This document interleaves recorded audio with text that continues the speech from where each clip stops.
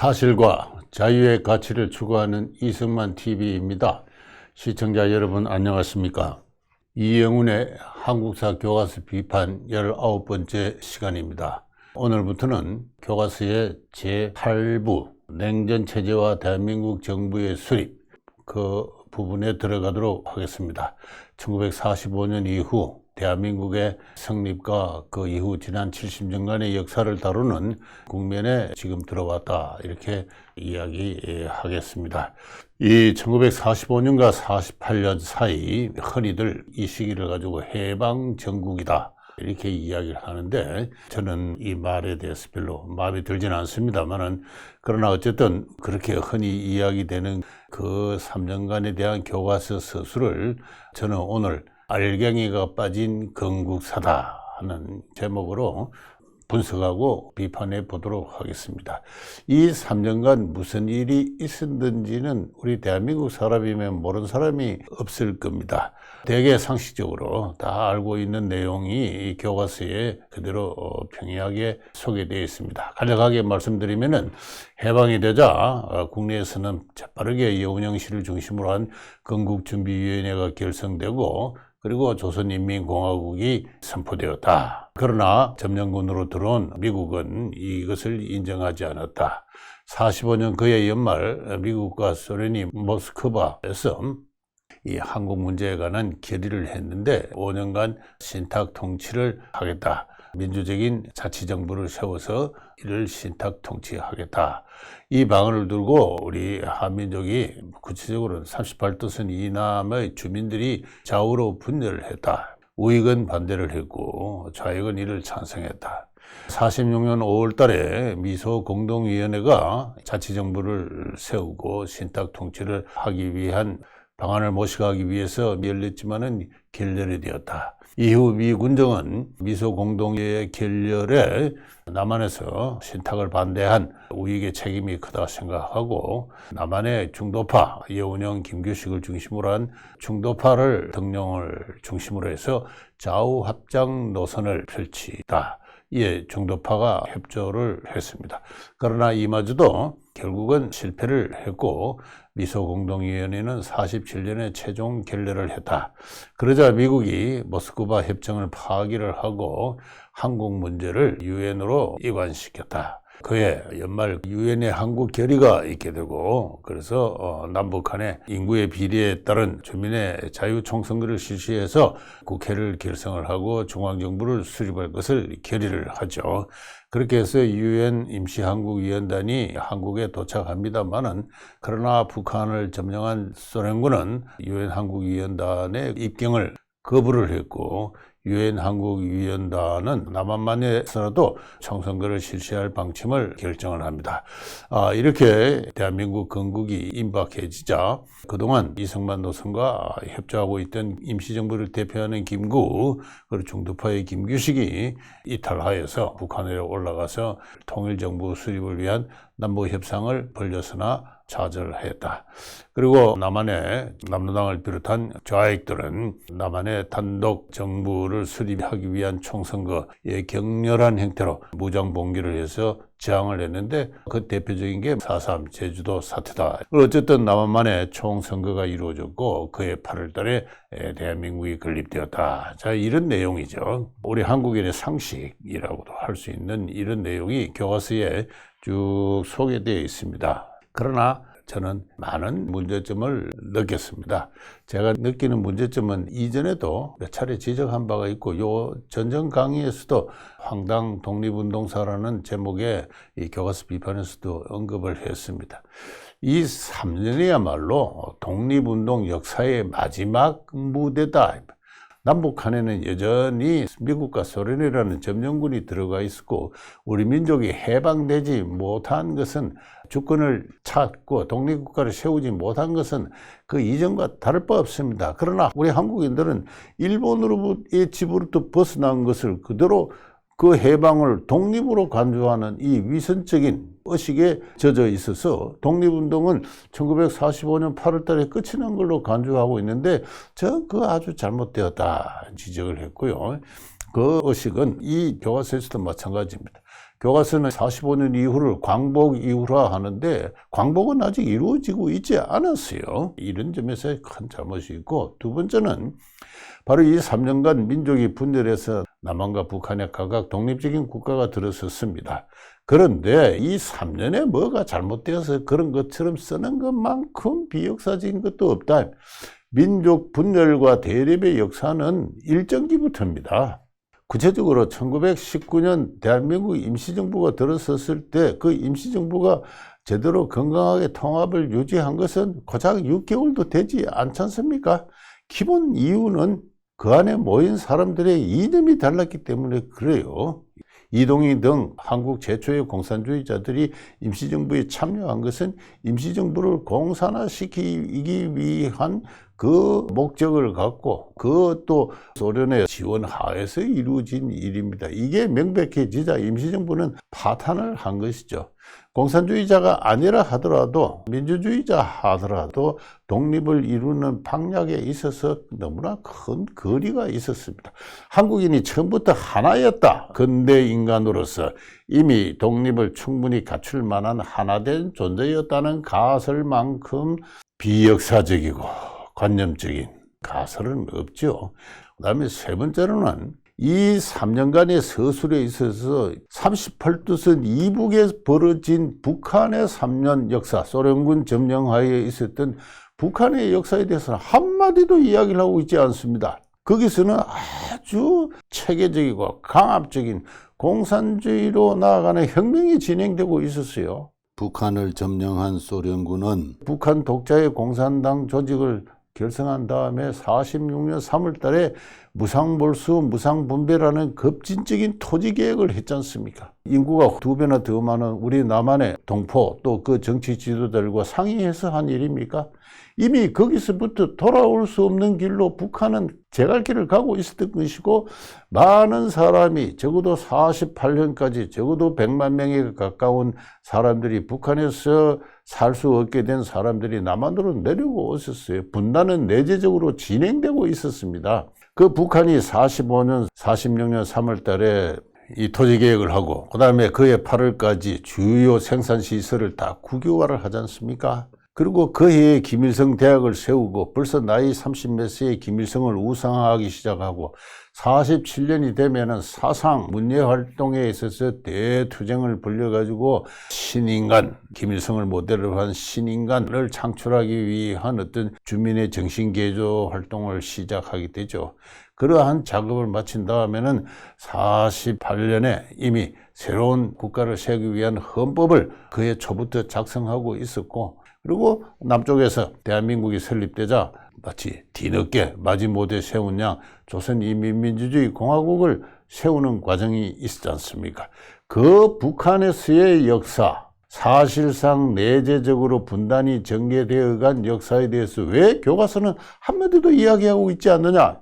그 다음에는 네 번째는 미군정이 좌우합작을 시도했고 한국의 중도파가 거기에 이제 참여를 했습니다. 교과서는 그것에 큰 의미를 두고 그렇게 했더라면은 좋지 않았을겠습니까?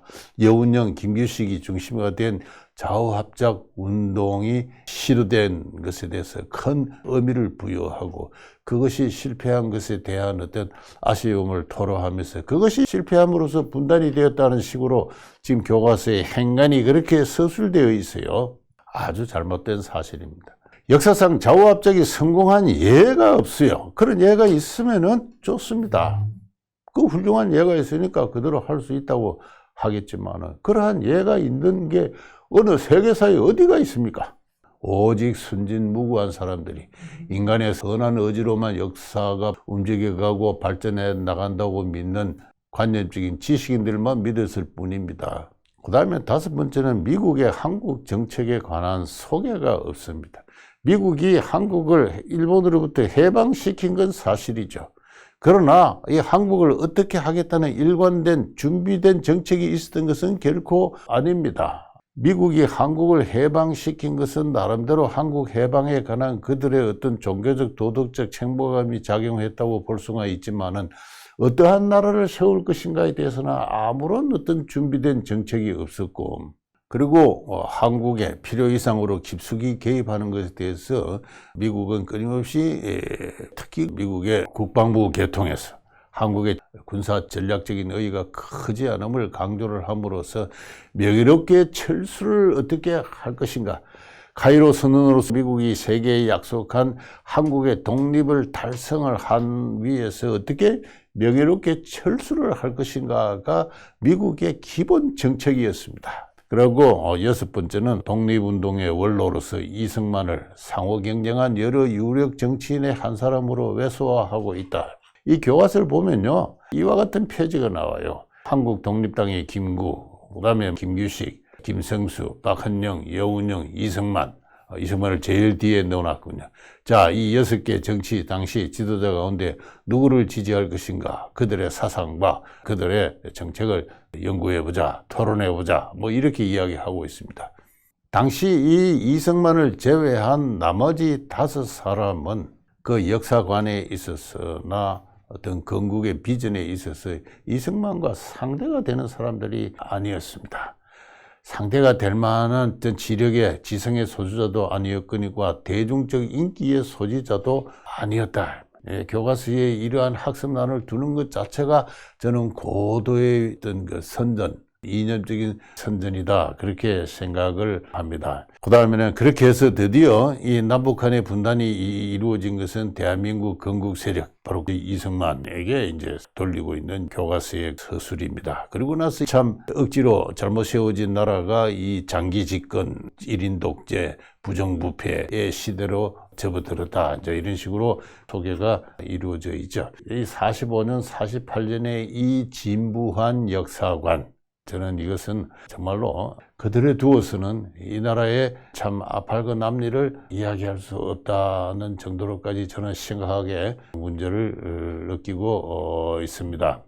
이승만 요 장면은 제가 이전 강의 황당 독립운동사에서 마지막으로 강조한 것입니다만은, 이승만이란 분은 1875년 생으로서 1965년까지 약 90년간 생존하신 분인데, 스스로 제퍼슨류의 자유주로 자부했으며, 그가 젊은 시절에 한성 감옥에서 쓴 이 책 독립정신에서 이미 서구의 수준 높은 어떤 계몽주의에 관한 수준 높은 소화와 나름의 정리가 이루어져 있는 20세기 최고의 지식인이었음을 알 수가 있습니다. 그는 단순히 자유를 한 억압으로부터 해방으로 생각한 것이 아니라 자유의 경제학, 자유란 것은 세계의 자유 통상을 의미하는 것이고, 자유란 것은 어떤 그 학문과 기술, 지식의 발전을 의미하는 것이고, 그리고 이런 것의 세계적인 확산, 경쟁, 전파 과정에서 세계는 장차 하나로 통화되어 갈 것이다는 큰 어떤 그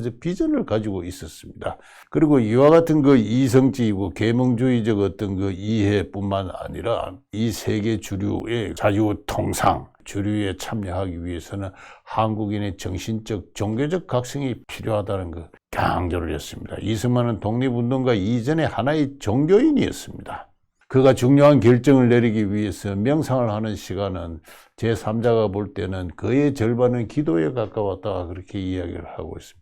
대단히 금욕적인 생활을 한 분입니다. 나는 내 개인적인 문제로 내 친구에게 금전에 관한 부탁을 한 번도 한 적이 없다는 것을 나는 자랑스럽게 생각한다, 그렇게 이야기를 했습니다. 그는 기본적으로 미국이 주도하는 세계 질서, 이 자유와 통상의 흐름에 편성하는 그런 방향으로 한국 민족이 소생할 것이라는 그 길의 가능성을 믿고 있었고, 동시에 그런 길로 한국인이 소생할 수 있도록 미국은 도와주지 않으면 안 된다, 미국에게 그런 책무가 있다 하는 것을 계속 강조를 했습니다. 그러면서 그는 공산주의는 문명의 진보를 가로막는다, 함께 평등하게 잘 사자는 공산주의의 취지는 옳다, 그러나 그것은 사회 입법을 통해서도 할 수 있다. 재정가에 자본가에 재산을 폐하면은 문명의 진보가 중단된다. 1921년에 벌써 이와 같은 이야기를 했습니다. 그리고 일찍부터 민족의 최고 지도자로서 부상을 했습니다. 1919년에 대한민국 임시정부가 세워졌을 때 그는 임시 대통령으로 추대되었습니다. 여러 곳에서 성립한 임시정부가 공통으로 그를 최고의 지도자로 옹립을 했죠. 그 여러 임시정부를 통합해서 상해 임시정부가 1919년 9월 달에 발족을 할 때 그는 임시대통령으로 추대되었습니다. 이후 그는 해외에 있었지만 한국 민족에 있어서 신화에 가린 인물로서 민족의 최고 지도자로서 의식되어 왔습니다. 저는 여러 곳에서 그러한 증거를 발견합니다. 제가 지금 소개하는 것은요, 취재일기라고 충청도에 살았던 김인수라는 어떤 유학자입니다. 유학자의 한문으로 쓴 일기인데요. 이 한문으로 쓴 일기, 취재일기 1945년 8월 20일자 기사를 제가 지금 소개하겠습니다. 오호라 천운이 순하나여 가고 아니옴이 없도다. 그러나 누가 능히 이를 깨하였으리로. 그 사흘 전에 우리나라가 해방되었다는 소식을 들었습니다. 그 사흘 뒤에 누가 능히 이를 깨하였으리로. 일찍이 소위 독립주무단 주모 이승만 이하 몇 사람이 고심열성으로 영미로 넘어가 동심동력하여 낮에 생각하고 밤에 헤아리고 여름날이나 겨울밤이나 배에 가득 경륜을 쌓아 일본 큰 노랑캐를 멸하고 우리 조선 예의지방을 회복하기를 와생삼당 36년이나 되었는데 드디어 오늘날 하늘에 해가 다시 밝으니 뜻이 있는 자 결국 이를 이룬다는 것이다. 장하다, 개하다.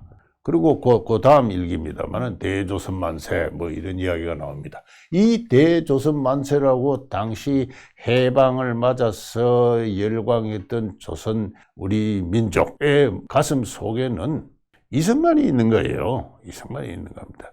이 사람은 우리나라 승리학의 중요한 학통을 잇는 사람 중에 한 사람입니다. 큰 유학자는 아니지만 당시 농촌은 여전히 전 인구의 3분의 2가 사는 소농사회였고 전통적인 승리학적 질서로 통합되어 있었습니다.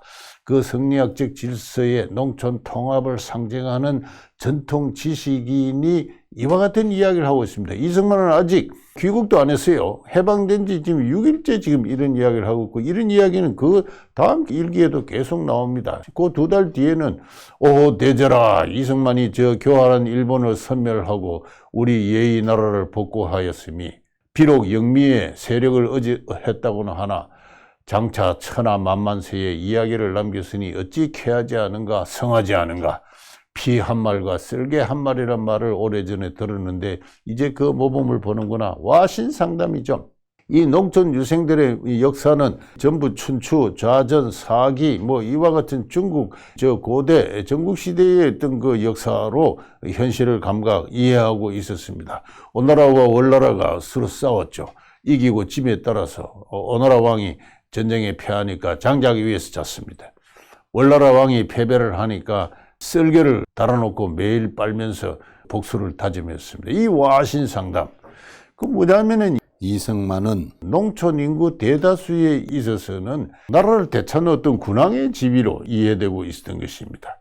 이승만은 미국에서 간 지가 벌써 30년이 넘었습니다만 그런 기억으로 조선민족은 그를 기억하고 이해하고 그 자신 조선 왕실의 어떤 먼 계통의 핏줄을 잇는 선파의 한 사람이었다는 어떤 최고 신분의 양반 신분이었다는 사실과 더불어 대한민국 임시정부의 초대 임시 대통령이었다는 그 외에 많은 에피소드가 그를 신화 속에 가린 존재로 만들어 두고 있었습니다. 이승만이 1946년 4 내지 6월 달에 남쪽 지방을 자동차로 여행을 한 적이 있습니다. 미소공동위원회가 곧 열리게 되고 그래서 미소공동위에 참여하지 않는 자기의 입장을 분명히 하면서 동시에 자신에 대한 어떤 민중의 지원을 확인하기 위해서 자동차로 서울을 출발해서 천안, 대구, 대전, 김천, 대구, 경주, 부산, 마산, 진주, 순천, 순천에서는 배를 타고 영암, 영산포로 가서 그리고 목포를 다시 육로로 올라와서 광주, 다시 거기서 미소공동위원회가 급박하게 돌아가니까 서울로 왔다가 그리고 6월 3일날 다시 정읍으로 내려가서 그 유명한 정읍 발언을 하고 그리고 전주, 이리, 군산, 공주, 천주, 진천, 장원을 거쳐서 서울로 돌아옵니다. 신문이 보도한 각 지역에서 그를 환영한 인파는 알려진 수치만 다 합해도 100만이 넘습니다. 알려지지 않는 지역의 그 수치, 그리고 자동차니까 그를 연도에서 환영한 사람들 다 합하면은 저는 150만은 넘을 것이다. 당시 남한에 사는 호주를 중심으로 남한에 당시에 한 3,400만 호가 있었는데 그 호의 호주의 근 절반 가까이가 그를 연도나 군중 대회에서 환영을 하였습니다. 무엇이 이승만으로 하여금 이렇게 사람을 모으게 했을까요? 그러고 나서 이승만이 다시 경기도 개성을 방문을 했습니다. 6월 23일 날. 이 소식을 듣고 3시간 전부터 길거리에서 이승만 박사를 환영하는 사람들이 줄을 이었습니다. 로버트 올리버라는 이승만의 정치 고문이 같은 차를 타고 간 가이진저라는 소령과 또 경기도 군정관 앤더슨 대령에게 물었습니다. 다른 한국 지도자도 저와 같은 군중을 끌어낼 수 있습니까? 그들이 대답했습니다. 천만의 말씀이죠. 다른 한국 지도자는 어림도 없습니다. 다른 지도자 중에는 한 사람의 졸병도 끌어낼 사람이 없어요. 이게 당시의 실세였습니다. 이승만이 미군정과 강하게 맞서가지고 미군정의 좌우합작 노선에 저항을 했지만은 그를 쉽게 제거를 할 수 없었던 것은 그에 대한 민중의 이와 같은 지지가 있었기 때문에 절대적인 지지가 있었습니다. 다른 사람은 어림도 없다고 그랬습니다. 다른 사람들은 그를 추종하는 당파의 그 열혈 당원들 정도였죠. 군중적 지지에 가난한 이승만은 타인의 추종을 불러하는 권위를 누리고 있었습니다. 이 권위를 이용해서 이승만은 신탁 통치를 반대를 했습니다.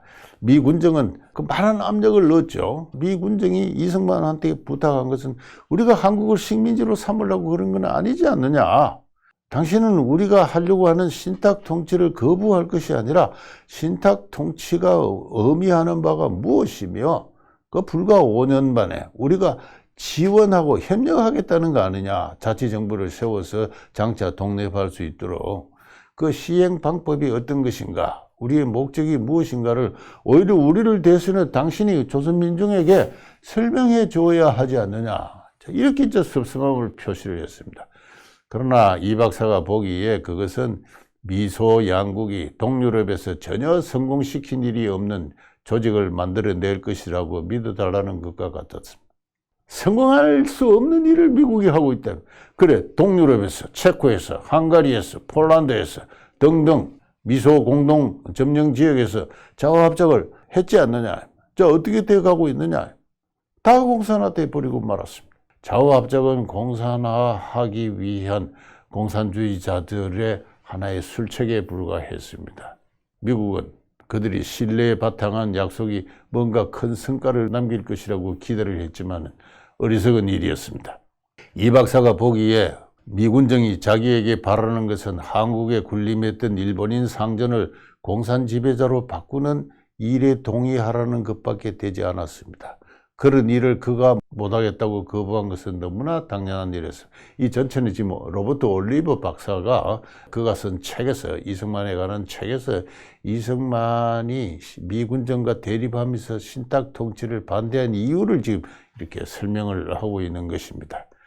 될 수 없는 일을 지금 하고 있고 그대로 따라갔다가는 공산화가 되고 일본 상전을 대신해서 공산주의자들을 상전으로 모시는 길밖에 아닌 그 길을 미군정이 선의로 포장되어 있으니까 가자고 하는 것, 그걸 어떻게 따르겠느냐.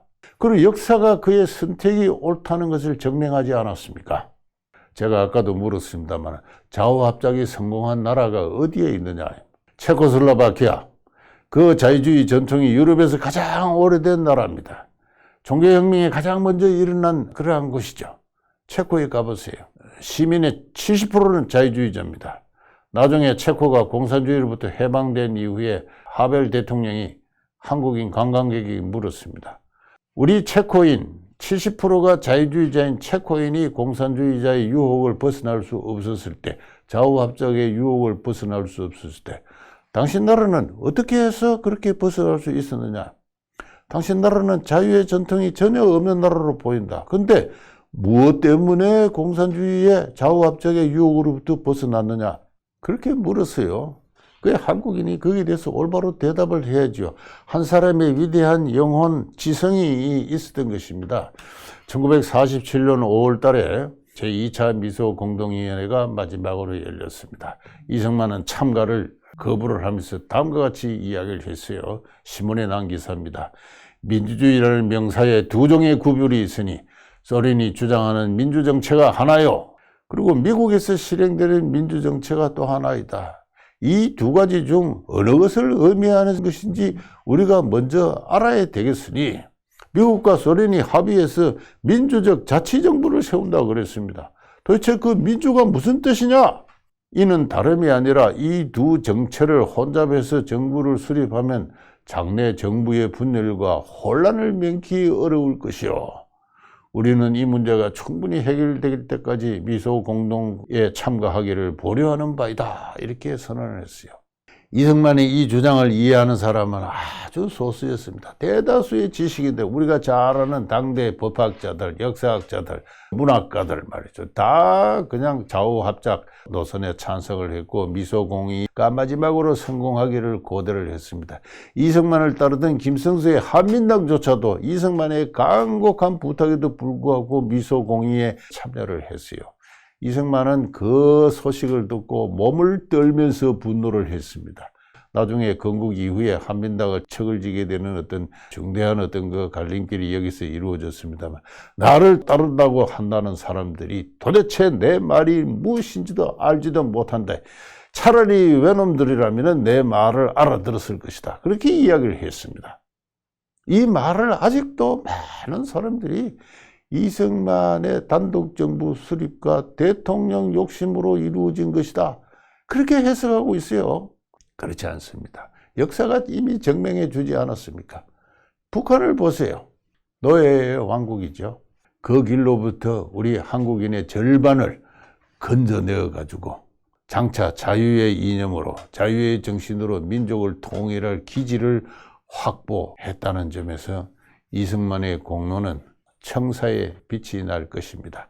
건국이란 것은 민주주의적 토론 과정으로 이루어지는 건 아닙니다. 몇 사람들의 위대한 어떤 시대 정신을 대표하는 어떤 정신의 위인들이 정치적 결단과 투쟁, 사실상의 전쟁 과정을 통해서 이루어지는 것이죠. 대한민국은 독립운동기 마지막 3년간에 독립운동의 최고 원로로서, 최고 지식인으로서 이승만의 완강한 투쟁, 그리고 그 불굴의 고집, 신념에 의해서 이루어진 나라입니다. 교과서는 마땅히 그렇게 써야 되죠. 그래야 한 나라가 성립하는 과정을 올바로 전체적으로 명백한 역사적 의의와 함께 이해를 할 수가 있는 것입니다. 그 점에서 기존 교과서 서술이 참으로 관념적이다. 그리고 무책임하다. 그렇게 생각합니다. 여기서 마치도록 하겠습니다. 감사합니다.